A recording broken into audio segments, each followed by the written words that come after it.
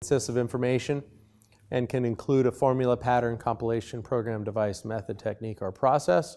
Pretty broad. To meet the most common definition of a trade secret, it must be used in business, so that's an important component, and give an opportunity to obtain an economic advantage over competitors who do not know or use it. So there's two key components to that. So, well, technically three. So one is the secret, it needs to be kept a secret. Two, it needs to be used in business. And three, it needs to give some sort of an advantage over your competition.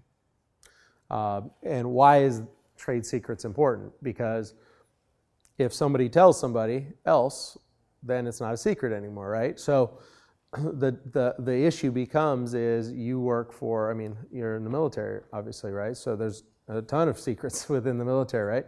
That you have to be careful not to tell outside of either a certain group, either you're, or maybe it's, anybody that's in the military, whatever, they may have a certain level of clearance, of a top secret clearance or whatever. So it's along the same lines as that. It's not quite as formal as within the military, but it's the same idea. And the idea is that I have a business, I have a secret that I use on, the most common, which I'll get to in a second, is like the Coca-Cola formula.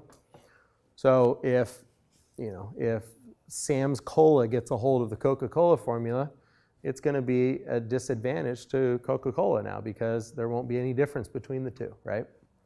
So they have a strong vested interest in doing it, but it's used in business. It gives them an economic advantage because people like the taste of Coca-Cola more so than they like Sam's Cola or whatever. And they've kept it a secret. So the key term here is you have to have reasonable steps to keep it a secret. So where this will come up, which we'll get to in a minute, is when a secret gets out of the bag, then people want to go after the person or create an injunction or do something to stop the bleeding, so to speak, and then also punish the person or group of people that let the secret out of the bag. And then in order to do that, though, you now have to meet certain requirements leading up to that, or you won't be able to. So one of the key pieces is reasonable steps to keep it secret. So what does that mean? So if I'm the CEO of Coca-Cola and I have the formula for Coke on my whiteboard in my office and I allow open door policy, right?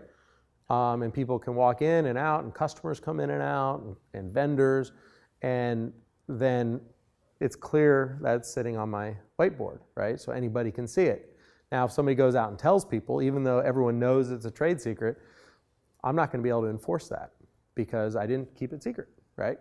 You can't just walk around with it on your forehead and say it's a secret I got here. So you have to go through reasonable steps to keep it a secret. Now, that reasonable is always a term that us attorneys love to argue and determine what is reasonable, what's unreasonable. But there's clearly unreasonable, and then there's clearly reasonable. It's the middle ground that we always tend to argue about. So, again, examples of some trade secrets. So it can be a Coca-Cola, the formula of Coca-Cola. Again, we're not dealing with logos, we're not dealing with colors in this case or trademark. The formula of the KFC chicken recipe, right? That's considered a trade secret. I think it's more of a mystery than a secret, but what's in Twinkies? So, and then even something like the New York Times bestseller list, how they come up with that is considered a trade secret. So no one actually really knows how they come up with it. Now we know there's different elements involved, but how to replicate that bestseller list is considered a trade secret.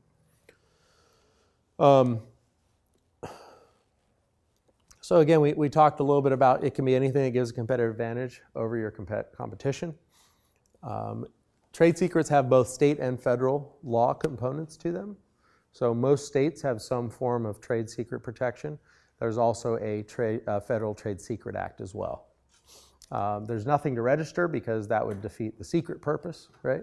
So if you registered it, then you'd be letting the cat out of the bag. So there is no registration process. It's purely internal, but it needs to be made sure that it's confidential. Everyone understands that. It's encrypted if it's on a computer. If it's in a file cabinet, it's locked up, right? Like things like that. Now, you don't have to protect it from somebody breaking in and stealing it or doing something that is breaking through your reasonable protections.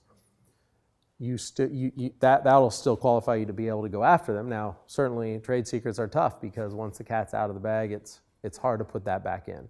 And so, you want to go through as much protection as you can to make sure it doesn't get out, because it is hard to limit the damage once that happens.